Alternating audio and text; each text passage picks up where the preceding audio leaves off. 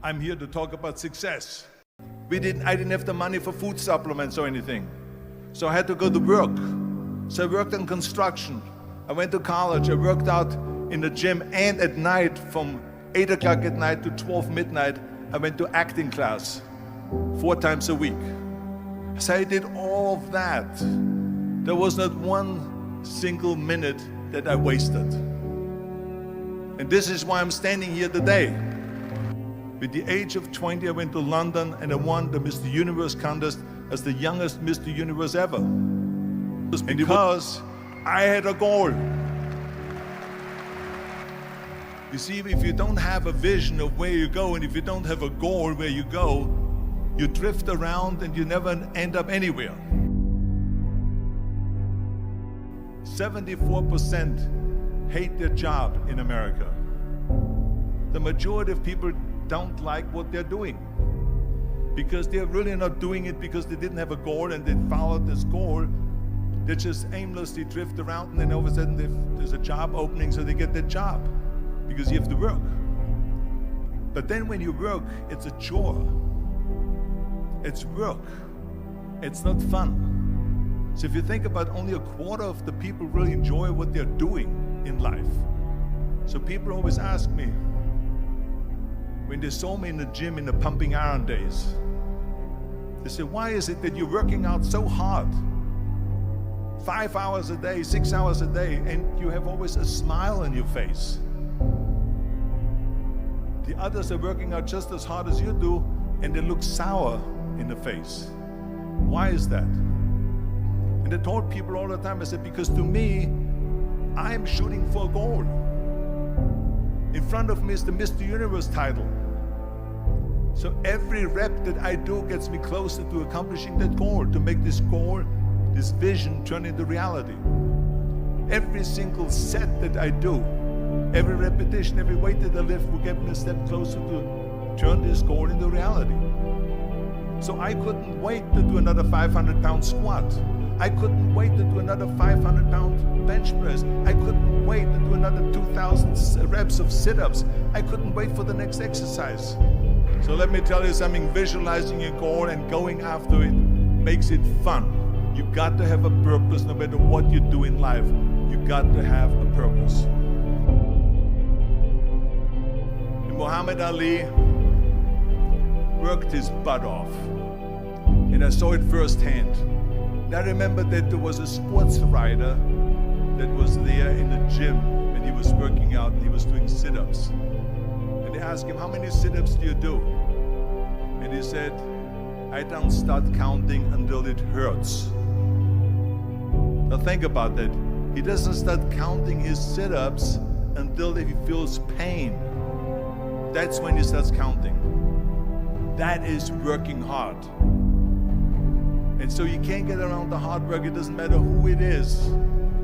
Work your ass off. There is no magic pill. There is no magic out there. You cannot get around. You have to work and work and work. Make sure of this and make sure of that and all that stuff. So it's work. And it drives me crazy when people say that they don't have enough time to go to the gym for 45 minutes a day and work out. Or to do something for 45 minutes to an hour a day to improve. If it is physically improve or if it is mentally to improve. Imagine you read 1 hour a day about history. How much you will learn after 365 hours in 1 year. Think about if you study about the history of musicians, of composers, how much you would know. Imagine if you would work on a business, on some business that you want to develop every day for an hour. Imagine how further along you will go and get. So it drives me nuts because when people say we don't have the time, we have 24 hours a day. We sleep 6 hours a day, so that gives you still 18 hours. So there's someone shaking their head out here in front. They say probably, I don't sleep 6 hours, I sleep 8 hours, right? Or just sleep faster. So we have 18 hours a day. The average person works around 8 to 10 hours. let's assume it's 10 hours, so if you have 8 hours left, then you travel around an hour a day, maybe 2 hours a day. So now you have still 6 hours left. So what do you do with these 6 hours? What do you do with these 6 hours? Then we eat a little bit, then we schmooze a little bit, talk a little bit to people and all that stuff. But you can see how much time there is available if you organize your day. So you got to work hard. I hate plan B. And I tell you why. Because we have so many doubters, as I've said earlier, the no-sayers. We have so many of those people that say no and you can't do it, that's impossible. That is okay because we just turn off, as I said earlier, and we listen and we hear the no being a yes. You can't do it, you can do it, and all of that. So that is possible to do that amongst all the negative people around you. But when you start doubting yourself, that's very dangerous.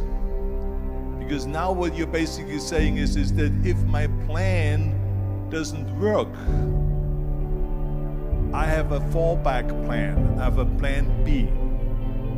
And that means that you start thinking about plan B, and every thought that you put into plan B, you're taking away now that thought and that energy from plan A.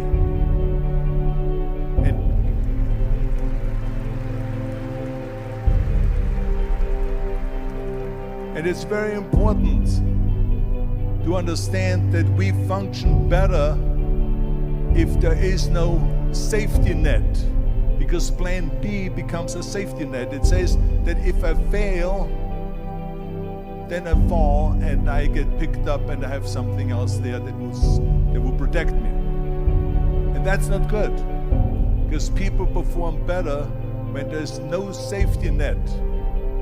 People perform better in sports and everything else if you don't have a plan B. I'm telling you, I've never ever had a plan B.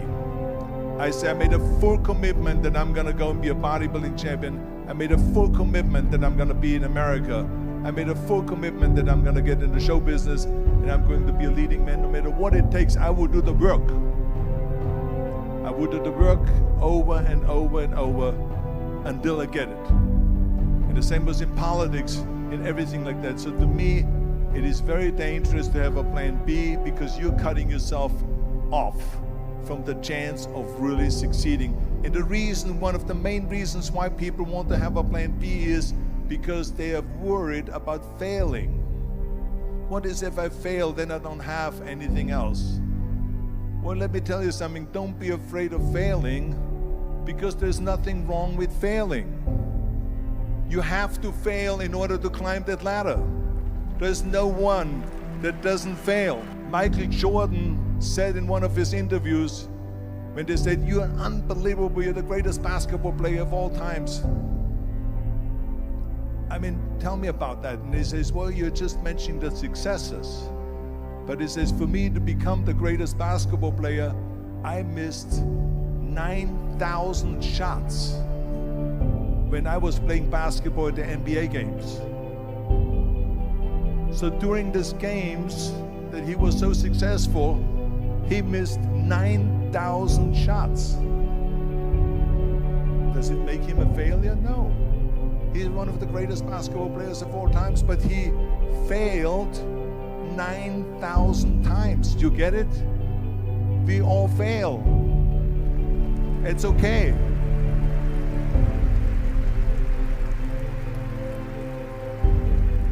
What is not okay is that when you fail, you stay down. Whoever stays down is a loser. And winners will fail and get up, fail and get up, fail and get up. You always get up. That is a winner. That is a winner. I failed in bodybuilding. I lost bodybuilding competitions. I lost powerlifting competitions. I lost weightlifting competitions. I had movies that went in the toilet and that were terrible and got the worst reviews. And in politics, I remember I had many of the initiatives on the ballot, and we lost. My approval rating in California went down to 28%, and then it went back up again, and I won again the governorship. Hey, we all lose. We all have losses. This is okay, and this is why I say don't be worried about losing, because when you're afraid of losing, then you get frozen. You get stiff, you're not relaxed. You got to be, in order to perform well in anything, if it's in boxing or if it is on your job or with your thinking, is only happening when you relax. So relax. It's okay to fail. Let's just go all out and give it everything that you got. That's what it is all about. So don't be afraid to fail.